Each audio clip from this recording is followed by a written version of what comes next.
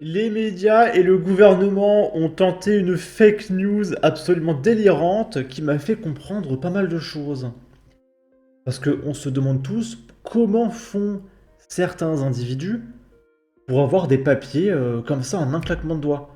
Alors que des gens qui bossent, qui sont sérieux, qui ne posent pas de problème, n'arrivent pas à avoir leur nationalité française. Il n'y a que les racailles qui l'ont. Et là, il y a... Alors c'est qui ce mec? Est-ce que c'est le maire d'Angoulême peut-être? Qui passe à la télé, sur France Bleu, Le Parisien, BFM TV, etc., pour nous expliquer ce qu'il s'est passé à la mairie d'Angoulême. Il y a eu une attaque, et il va nous expliquer qui est le responsable. C'est un homme de 46 ans, de nationalité française, C'est un homme de nationalité française. Voilà, c'est dit direct, tout de suite, il est français. D'accord? absolument inconnu des services spécialisés. Donc voilà les éléments que je peux partager avec vous. Bien évidemment, une enquête judiciaire a été ouverte par Madame la procureure de la République et qui reviendra vers vous en temps utile. Ok. Et du coup, il y a un mec en commentaire qui a écrit de nationalité française, on est sauvé. Et quand on regarde des photos qui ont été partagées, on voit que cet individu de nationalité française, il y avait des textes en arabe sur sa voiture. Et quand on se penche sur le profil et les événements, on apprend que notre cher monsieur de nationalité française, il s'appelle Mustapha, il a 46 ans, il est né au Maroc, donc il est marocain, et il a dû avoir ses papiers, voilà, en un claquement de doigts. Il est arrivé en France il y a 15 ans, et oh, il serait dépressif depuis son divorce. Donc on comprend que le mec a sûrement eu ses papiers en se mariant. Parce qu'en fait, en France, quand tu bosses depuis 15 ans dans le pays et que t'es bilingue, tu peux pas être français. Par contre, si t'es un Pakistanais ou un Marocain arrivé jeudi, tu te maries, tu parles pas français, mais t'es français quand même parce que t'es marié. Voilà, c'est les lois françaises, c'est magnifique. Et j'ai appris récemment, suite à une discussion avec ma famille, que ma grand-mère, elle est pas française. J'ai pensé qu'elle avait la double nationalité, mais même pas, elle a jamais été française, ma grand-mère, elle a toujours été uniquement portugaise. Mais ce monsieur, non, lui, il est français, il est de nationalité française, il a aucun problème. Ok. C'est parfait, il n'y a aucun problème. Ok. Du coup, on va regarder ce qui s'est un peu passé, on va commencer là. Donc le 22 août, désormais hors de danger, le quadragénaire, père de famille divorcée, est toujours hospitalisé au CHU de Poitiers. Né au Maroc, Mustapha est arrivé en France et à Angoulême il y a 15 ans. Il s'y est marié et il y a eu au moins un gosse, a obtenu au bout de longues années la nationalité française.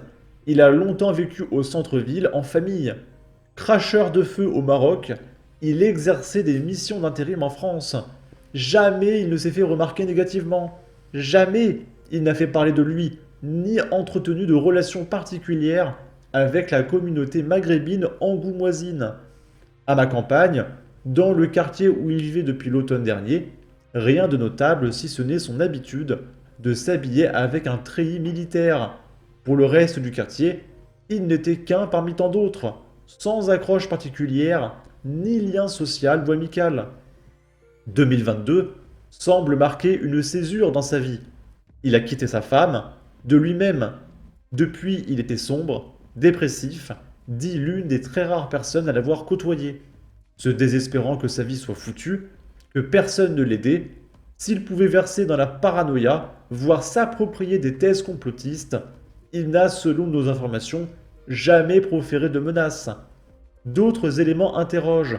Plusieurs témoins sont convaincus d'avoir vu ce véhicule stationner ou circuler autour de la mairie ces derniers jours, ce que les services d'enquête vont devoir étayer ou infirmer. Et mercredi soir, Xavier Bonnefond, le maire d'Angoulême, indiquait que peu avant l'attaque, un agent avait vu Mustapha rôder autour de la mairie. Pourquoi cette colère? L'attaque était-elle préméditée? L'enquête devra le déterminer. Un mystère qui justifie que le parquet d'Angoulême conserve un contact avec un correspondant du parquet antiterroriste. Mustapha avait tout d'abord tagué deux shahadas profession de foi prononcée lors des conversions ou avant les prières sur son véhicule. Donc il parle du texte qu'il y a ici sur son véhicule. Il en a écrit une à l'arrière et une autre sur le capot.